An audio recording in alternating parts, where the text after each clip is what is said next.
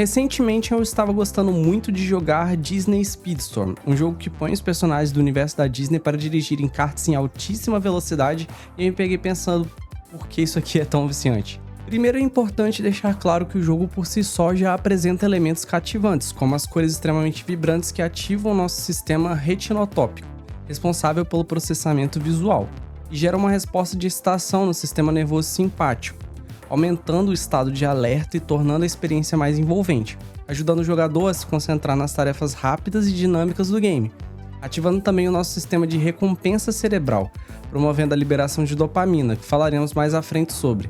Esse fenômeno tem uma base evolutiva. No passado, cores vivas na natureza indicavam frutas maduras e água limpa, essenciais para a sobrevivência, o que pode também ter contribuído para a nossa atração por cores chamativas. Contudo, eu estava interessado em entender por que gostamos tanto de coisas rápidas, como carros, cavalos ou até naves espaciais. O que tudo isso tem em comum, que nos influencia a ficarmos tão engajados, e eu encontrei algumas respostas. É importante previamente reconhecer que o nosso sistema de recompensa tem 3 componentes psicológicos e muitas vezes podem se confundir entre si. São o gostar, as nossas reações centrais ao impacto hedônico, o querer, o nosso processo de motivação, e o aprender, as nossas associações instrumentais e representações cognitivas. Um exemplo é que por muito tempo se acreditou que a dopamina causava prazer intimamente ligado ao gostar. Entretanto, pesquisas mais recentes chegaram à conclusão de que a dopamina falha em aumentar o prazer, enquanto na verdade está muito mais relacionado ao aumento do querer motivacional para obter recompensas. Porém, o controle do foco de motivação já envolve interações desse sistema com estruturas relacionadas mais ao aprendizado.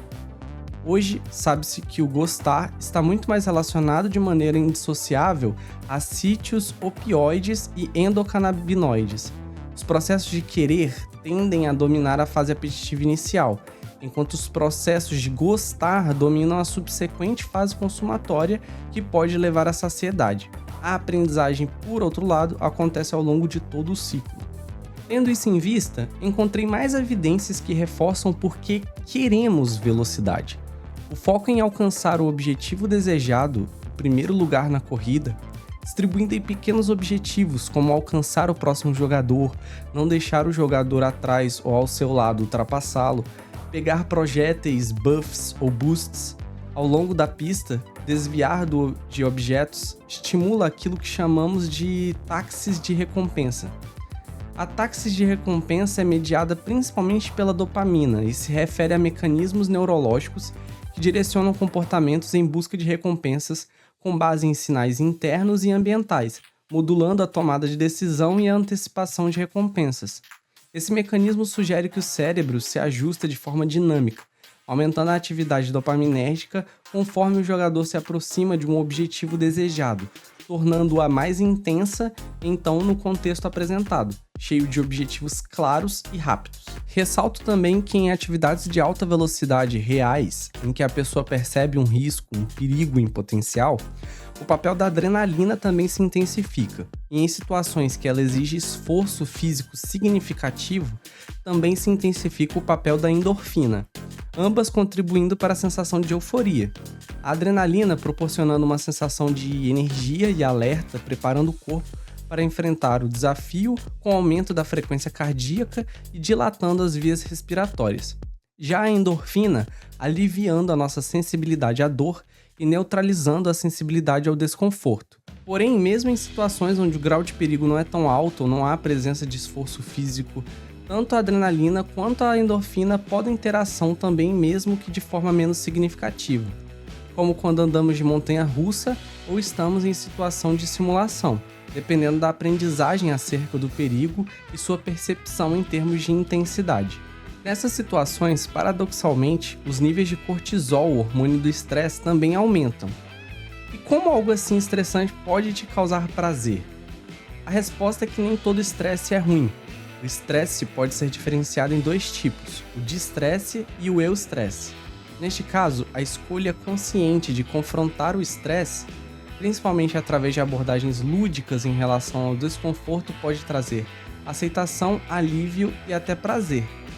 O distresse e o estresse negativo só se torna preponderante quando interpretamos os desafios da vida como impossíveis, os objetivos como inalcançáveis, as dificuldades como insuperáveis e os perigos como alarmantes. Portanto, a velocidade, como ela nos põe em alta percepção de risco, mesmo que somente virtual, quando associada a um controle percebido da situação e autoconfiança para triunfar sobre os obstáculos, tende a criar um estresse positivo, não só prazeroso, mas principalmente construtivo. Como pesquisas já apontam que a estrutura competitiva de jogos, por exemplo, de ação, tende a melhorar capacidades cognitivas e perceptivas, como a memória espacial e a atenção visual. Outro ponto interessantíssimo é que todas essas relações que amplificam o nosso foco no que está acontecendo na tela estão interligados com as principais características que permitem o estado de flow, um estado em que a imersão e concentração são tão intensas em uma atividade que a pessoa perde a noção do tempo, do espaço e até de si mesma. Conceito esse desenvolvido pelo psicólogo Mihaly... Ok, esse nome aqui eu desisto. No livro Flow, The Psychology of Optimal Experience. Estou deixando o link para o livro nos comentários para quem tiver interesse. No livro, o autor relata que as pessoas que entram no estado de flow experimentam uma sensação de controle, clareza de objetivos e o que chama de feedback imediato, ou seja, respostas instantâneas que indicam sucesso ou fracasso rapidamente aos comportamentos emitidos, facilitando, no nosso caso, o jogador se guiar e logo adaptar suas estratégias de forma contínua. Além disso, provoca na pessoa a ausência de autoconsciência crítica e alta autoconfiança na execução da tarefa, e ocorre de costume em momentos em que o desafio da atividade está equilibrado com as habilidades do indivíduo naquilo que está fazendo. O indivíduo nesse instante experiencia uma sensação de realização, satisfação e bem-estar em relação ao próprio processo, agindo com fluidez e espontaneidade, alcançando o que chama de experiência ótima. E esse conceito está também fortemente ligado ao conceito de nível ideal de arousal, ponto em que uma pessoa tem um nível de energia, motivação e alerta para realizar uma tarefa de maneira eficaz.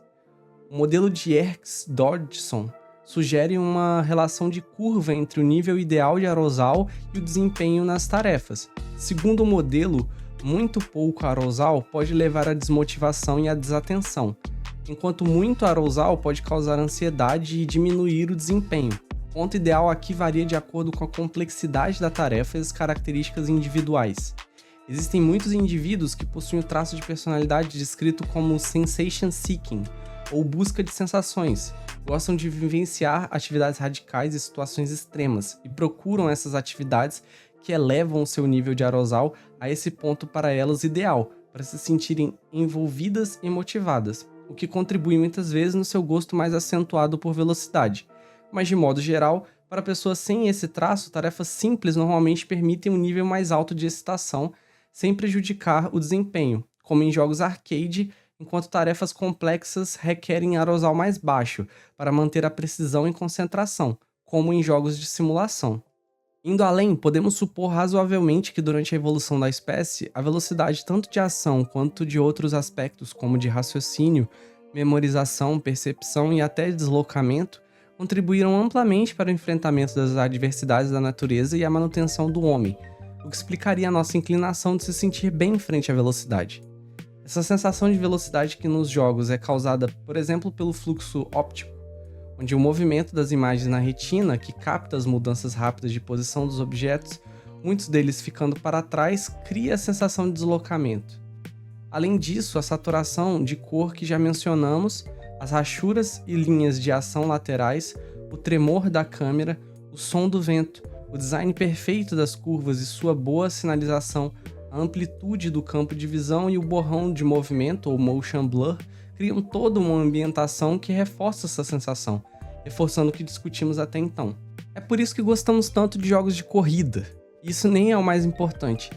O legal é saber que essas descobertas facilitam a aderência a tratar, por exemplo, o medo de dirigir através de simulações virtuais, expondo os sujeitos gradualmente a vários níveis e cenários de estímulos traumáticos em conformidade com o princípio da dessensibilização sistemática.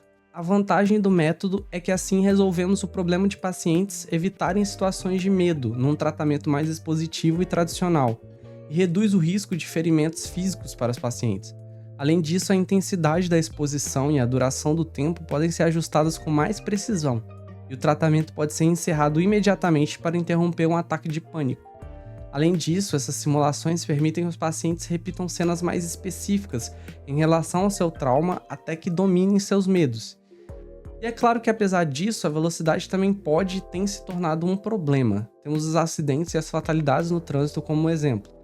Mas me atendo às áreas que estudo, temos a aceleração da vida cotidiana, impulsionada pela tecnologia e pelo ritmo rápido das informações, aumentando os níveis de ansiedade, levando à perda da qualidade nas relações humanas, e a pressa por resultados na vida pessoal e profissional, nos estudos, favorecendo a memorização em detrimento da compreensão.